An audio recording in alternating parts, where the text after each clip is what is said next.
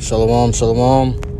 Call halal, YAHAWAH, BAHASHAM, YAHAWASHI, BAHASHAM, QADASH. Double honors to the elders and apostles, a great millstone to teach you move well. Peace and salutations be to hopeful elect. I'm Brother Atazam Gabar, coming to the truth and another lesson. It's going to be a quick hit. I'm coming from the Prophets of Babylon camp here in Tampa, Florida. And I'm going to be getting in on a quick hit about finishing the race, man. Alright. I had seen this rabbit versus turtle race the other day. It was so funny and ironic. But it was a real deal, man, because the rabbit is obviously faster than the turtle. You know what I'm saying? The rabbit is obviously, he's got the upper hand in that race. And the turtles are known for being slow. So in the race, it's always the rabbit gets distracted or it gets tired. It doesn't even, not even tired. Not even the fact that it's getting tired. It's just distracted, and it gets it feels like it knows what it's doing, so it just stops and rests, or stops to eat, or stops to groom itself, whatever it may be. But that turtle's still going, man. That turtle's still going. So you got to be like that turtle, man. No matter what the pace of everybody else is, you got to keep moving. All right, even if you're moving at a slow pace or a fast pace, or you feel like you're moving slower than everybody else, you got to keep moving, man. All right. It says, let me grab the scripture.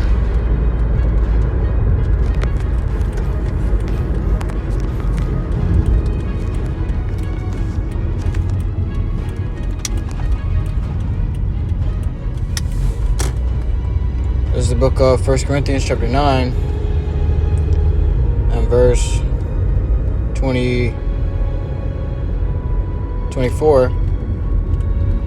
It says, know ye not that they which run in a race run all, but one receiveth the prize? So run that ye may obtain. All right, you gotta keep running this race, man, so that you can receive that prize, man. Okay, we all race in the race, but the scripture says many are called, but few are chosen. All right, so few are going to get that crown. Scripture also talks about, let me grab it.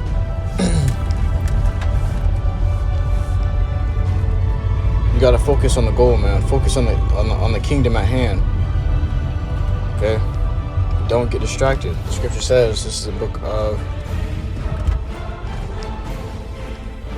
Revelation chapter 3 and verse 11. Behold, I come quickly. Hold that fast which thou hast, that no man take thy crown. Okay? Don't let no man take your crown, man. Because what? If you fall, the Lord's going to raise another man up in your place. Because what? That 1/3 and that elect has to be fulfilled no matter what, man. All right? The Lord can raise another brother up in your place that looks just like you and has triple the spirit that you had when you were in the truth, man. You fall out and go into the world and start to get distracted and start giving into the flesh. Somebody else is going to be given to the spirit triple times you as you were, man. All right? And before you know it, the chariots are beaming up the elect, and you still on the ground, man. It says, let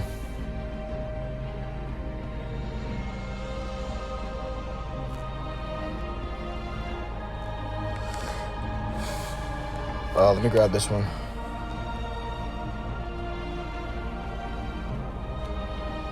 It's like this thing's sending me everywhere, except the scriptures.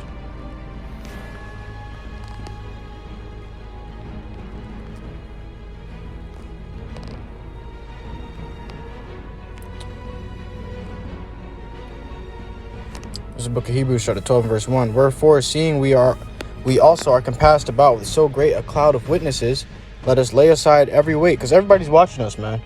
Scripture says, I think that YAHAWASHI set forth us the apostles last, so that we be made a spectacle into the world, man. All right, but we at the end times, and the crowd we have a huge crowd watching us now, man. It says, wherefore, seeing we also are compassed about with so great a cloud of witnesses, let us lay aside every weight and the sin which doth so easily beset us, and let us run with patience the race that is set before us. All right, so we got to run with patience, man, the race that's set before us, man. Okay? It says, looking unto YAHAWASHI, the author and finisher of our faith, who for the joy that was set before him endured the cross, despising the shame, and is set down at the right hand of the throne of the Most High. Okay, of the throne of power, man. He said at the right hand of power, man. Okay, he endured a lot. Okay, and that was that endurance. You know, when you run in that race, imagine running an actual race and you're getting tired and you start cramping up mid-race, man. These are these afflictions and tribulations and persecutions that we got to go through on this race, man. All right, the vexation of spirit. These are the things. These are those cramps running that race, man. Okay, running out of breath. This is when you're feeling low in the spirit, man. Okay, we got to endure those things. We got to keep moving, even though we feel all these things. All right, you got to understand, we're in fleshly bodies. These fleshly bodies are going to hurt. These fleshly bodies are going to feel pain and sadness and emotion. It's going to get depressed and it's going to get angry. And, you know, this is what this fleshly body does, man. This is a change of darkness. Okay, we are in literal chains, man. It says, for consider him that endured such contradiction of sinners against himself. The Lord endured these things, man. He was vexed too, just like we vexed seeing these damn boogers every day, man. All right, seeing 2/3 living their best lives every day. We're vexed at seeing these things, man. Yahawashi was vexed also, man. It says, lest ye be wearied and faint in your minds. Okay, lest you be tired, okay, ready to give up. It says, ye have not resisted unto blood, striving against sin. Okay, and that's the 2/3, man. They don't resist sin when it comes to them. When we entered into this truth, we began fighting the war. All right, there's an actual World War III coming, but our war for us has already started when we came into the truth, man. We began fighting the war against the flesh. 2/3 ain't fighting this war. Okay, they don't resist it. They don't resist because they don't resist sin. If their bodies say let's go sin, they don't even look at it as sin. All right, because their ways is backwards. They put light for darkness and darkness for light. Woe unto you that put good for evil and evil for good. So the things that they see as the things that we see as evil, they see. Shalom, Salakia. I got a phone call, but as I was saying, it says, ye have not resisted unto blood, striving against sin. Okay, and they don't resist. You know, they resist. 2/3 resist unto blood, man, and we don't let these things. We don't resist unto these. You know. We don't resist into these things. Okay, we strive against sin. Okay, now we don't strive against righteousness. We strive against sin, man. Fighting sin. Okay, because the spirit is contrary to the flesh, wickedness is contrary to righteousness, and darkness is contrary to light. And 2/3 of our people, they, like I was saying, they see the things that we see as good, they see as evil. So when it comes to them, they don't resist these things. They've never started that war, man. Okay, we started the war when we came into the truth, and we knew that there were things that we just shouldn't be doing. That was when our war started, man. All right, and we've been fighting that war for as long as we've been in the truth. All right, as good soldiers of YAHAWASHI, and we got to continue this fight. Brothers may be tired, but you got to understand the elders were fighting this war 35 plus years, man. Okay, they're seasoned warriors, man. All right. Now Yahawashi said, "Be of good cheer. I have overcome the world." Meaning what? That we can do it too, man. Yahawashi was set in the flesh to be made a prime example that we can overcome these things too, if we trust in Him. Okay.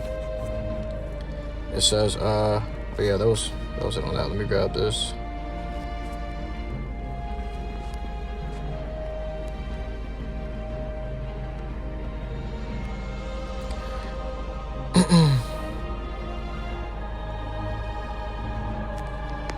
This is the book of Philippians chapter 3 and verse 13. Brethren, I count not myself to have apprehended, but this one thing I do, forgetting those things which are behind and reaching forth into those things which are before. What's those things that are behind? The world, man. And what's before? Righteousness, the kingdom, YAHAWASHI. Okay? New levels. Okay? Meaning what? Increasing more and more in the spirit. Not decreasing. If you're decreasing, you're doing something wrong, man. gotta reevaluate yourself. All right, you gotta examine thyself, man. Look in the mirror and say, what the fuck is wrong with you? You know? It says, but this one thing I do, forgetting those things which are behind, which is what? Those things that were in the world. Those things held us back. All right?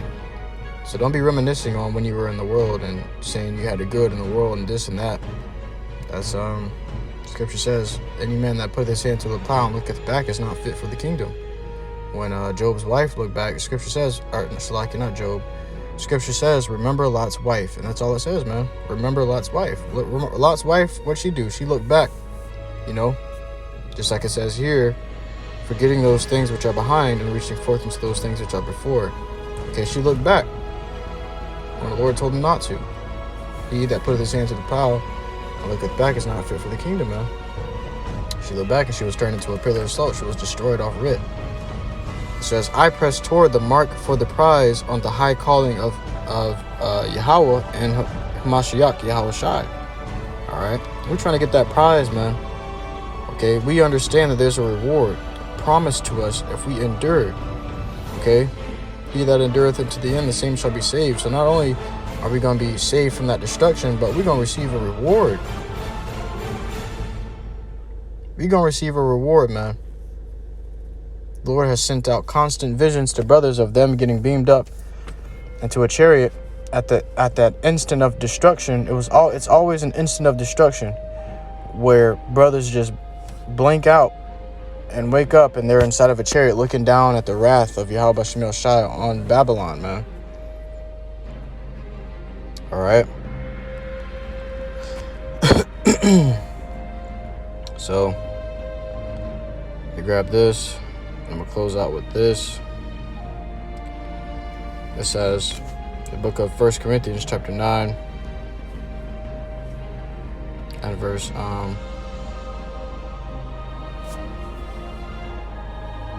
26. I therefore so run, not as uncertainly, so fight I, not as one that beateth the air. All right, we ain't fighting for no reason. Okay, you ever see somebody shadow boxing?